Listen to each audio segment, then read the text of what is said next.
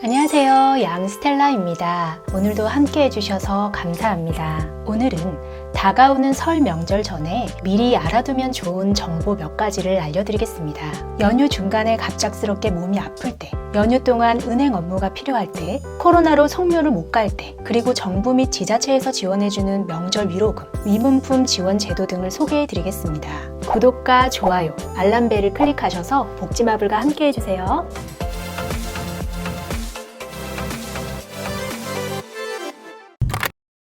먼저 연휴에 갑작스럽게 아플 경우, 연휴 기간 문을 여는 병원이나 약국을 알아보기 위해서는 응급의료 포털과 복지부 홈페이지, 응급의료정보 제공 앱을 통해서 확인하실 수 있는데요. 검색창에 응급의료 포털 또는 약국 찾기, 이젠을 검색하시면 중앙응급의료센터 홈페이지가 나옵니다. 이곳에서 두 번째 이젠에 들어가 보시면 연휴 기간 문을 여는 병원, 약국, 가까운 자동심장 충격기 위치를 알 수 있습니다. 스마트폰으로는 응급의료정보 앱을 미리 스마트폰에 설치해 놓으시면 더 편리한데요. 현재 위치 정보를 바탕으로 더 빠르게 지도를 통해서 바로 확인할 수 있어서 평소에도 휴일에 약국을 찾을 일이 있을 경우에 유용하게 사용하실 수 있을 것 같습니다. 추가로 대한약사회에서 운영하는 휴일 지킴이 약국이라는 홈페이지도 있고요. 그냥 국번 없이 119에 전화하셔서 스마트폰 위치 정보를 활용해서 가까운 병원 및 휴일 당번 약국을 문자로 알려드립니다.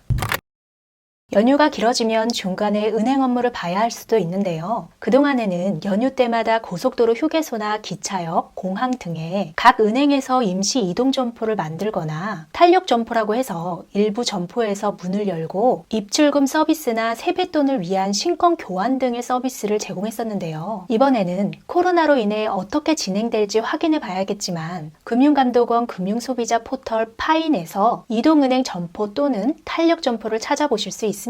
파인 사이트에서 대출이나 유용한 금융 정보들도 많으니까 관심 있으신 분들은 평소에도 방문하셔서 대출 등의 정보를 얻으셔도 좋을 것 같습니다.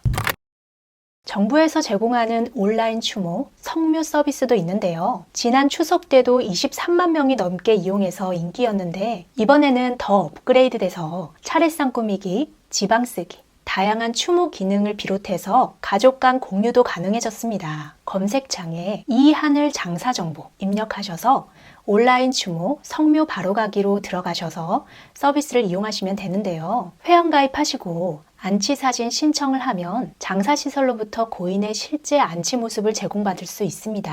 SNS로도 공유가 가능하기 때문에 멀리 사는 친척들과 언택트 차례, 성묘를 함께 하셔도 좋겠네요. 다음으로 취약계층에게 각 지자체에서 명절 위로금이나 명절 선물을 주는 곳들이 많은데요. 지자체별로 다음과 같이 지원 조례가 있는데 금액이 정해진 곳이 있고 명절 위로금을 지원할 수 있다 라고만 되어 있는 곳도 있어서 지원 금액이나 지원 내용 등이 매번 달라질 수 있습니다. 그리고 어떤 지역은 신청을 해야 주는 곳이 있고 어떤 지역은 선발해서 지급하는 곳 등이 있어서 거주하시는 지역의 주민센터로 꼭 문의해 보셔야겠습니다. 대표적으로 눈에 띄는 지역 몇 군데만 소개해드리면 먼저 충남 서산시에는 기초생활수급자와 중위소득 80% 이내 저소득자에게 과일, 생필품 등을 지원하고 경북 양양군도 기준 중위소득 80% 이내 취약계층에게 7만 원의 영양사랑 상품권, 경북 청송군에서는 생계, 의료, 주거, 교육급여 기초생활수급자 모두에게 7만 원 현금 지원, 시설수급자에게는 15,000원 상당의 위문품을 지원합니다. 가장 통 큰 명절 지원을 해주는 지역은 임실군으로 다문화 가정이면서 차상위 계층 또는 중증장애인으로서 차상위 계층, 만 65세 이상이면서 차상위 계층에 해당되는 가정에 3인 이상 가구라면 설 명절 위로금으로 25만 원의 임실사랑 상품권이 지급됩니다. 2인 가구는 20만 원,